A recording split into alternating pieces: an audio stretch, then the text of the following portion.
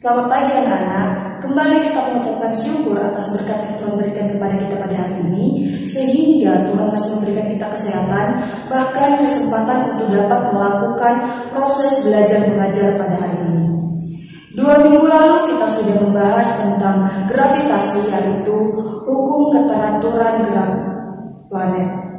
Nah, pada hari ini kita masih membahas tentang gravitasi, tetapi dengan submateri yang berbeda, yaitu hukum Newton tentang gravitasi dan medan gravitasi. Adapun tujuan pembelajaran kita hari ini adalah mampu memahami konsep hukum Newton tentang gravitasi. Nah, sekarang kita akan membahas tentang hukum Newton tentang gravitasi. Gravitasi bumi merupakan salah satu ciri bumi, yaitu benda-benda ditarik ke arah pusat bumi. Gaya tarik bumi terhadap benda-benda ini dinamakan gaya gravitasi bumi. Nah, berdasarkan pengamatan, Newton membuat kesimpulan bahwa setiap partikel di alam semesta ini selalu menarik partikel lain dengan gaya yang besarnya berbanding lurus dengan massa-massa partikel itu dan berbanding terbalik dengan kuadrat jaraknya. Menurut Newton, benda apapun yang berada di atas atmosfer akan ditarik oleh bumi. Itulah mengapa kita nggak bisa terbang kayak astronot yang lagi di luar angkasa. Dan kenapa naik tangga lebih capek daripada turun tangga. Gaya gravitasi salah satu faktornya. Karena pada umumnya setiap benda yang memiliki massa selalu ada gaya gravitasinya. Nah, kalian bisa perhatikan halaman 193 pada gambar 8.3. Di situ dikatakan sebuah benda bermassa M1 dan M2 terpisah oleh jarak sejauh R12. Dari hukum ketiga Newton, gaya F12 yang dikerjakan oleh M2 adalah pada M1 adalah negatif dari F21. Hal ini berarti F12 adalah sama besarnya dengan F21, tetapi arahnya berlawanan. Besarnya gaya gravitasi yang dikerjakan oleh benda bermassa M1 pada benda lain bermassa M2 yang sejauh R. Maka, secara sistematis untuk menghitung gaya gravitasi digunakan persamaan F sama dengan M1 dikali M2 per R kuadrat, mana F sama dengan gaya gravitasi satuannya Newton, G sama dengan konstanta gravitasi sama dengan 6,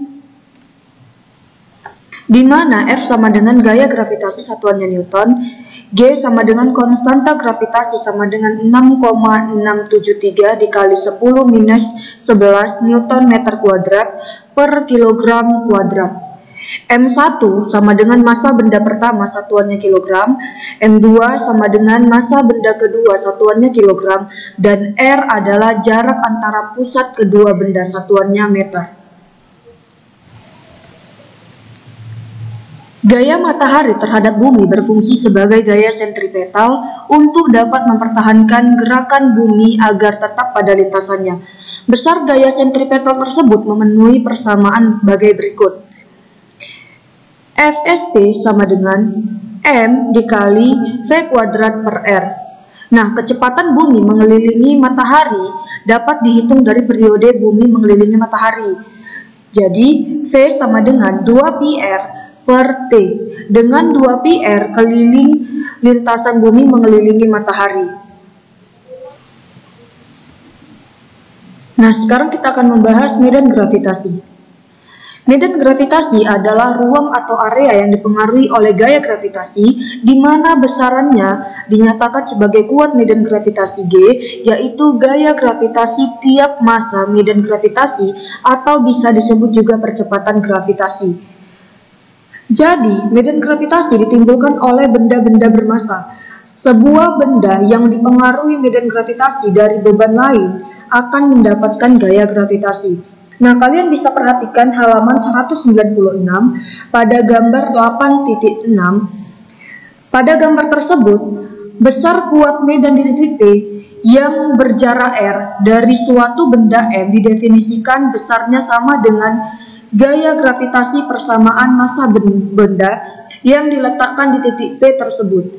Berarti jika di titik P diletakkan massa sebesar M, maka besar G di P adalah, kita bisa rumuskan secara matematis seperti berikut ini.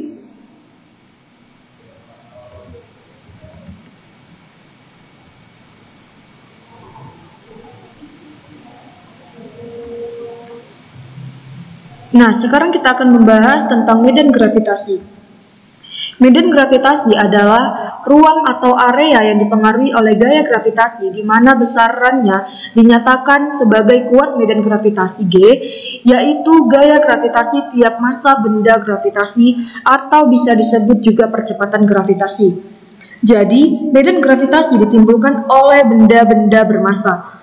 Sebuah benda yang dipengaruhi medan gravitasi dari beban lain akan mendapatkan gaya gravitasi. Nah, kalian bisa perhatikan pada halaman 196, gambar 8.6. Pada gambar, besar kuat medan di titik P yang berjarak R dari suatu benda M didefinisikan besarnya sama dengan gaya gravitasi persamaan massa benda yang diletakkan di titik P tersebut. Berarti, jika di titik P diletakkan massa sebesar M, maka besar G di P adalah, kita rumuskan secara matematis, G sama dengan G kali M per R kuadrat per M. Jadi kalau misalnya disederhanakan menjadi G sama dengan G kali M per R kuadrat.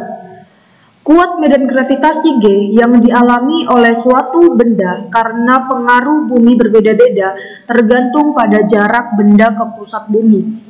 Semakin jauh jarak benda dari pusat bumi, semakin kecil kuat medan gravitasi yang mempengaruhinya.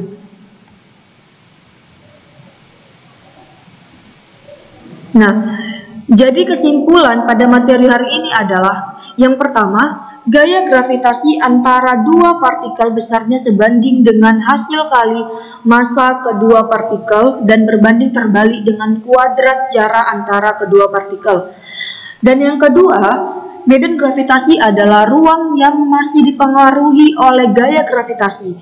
Setiap benda yang berada dalam medan gravitasi akan mendapatkan gaya gravitasi. Sampai di sini materi kita hari ini. Minggu depan kita masih membahas gravitasi. Jadi buat anak-anak, baca bukunya di rumah ya.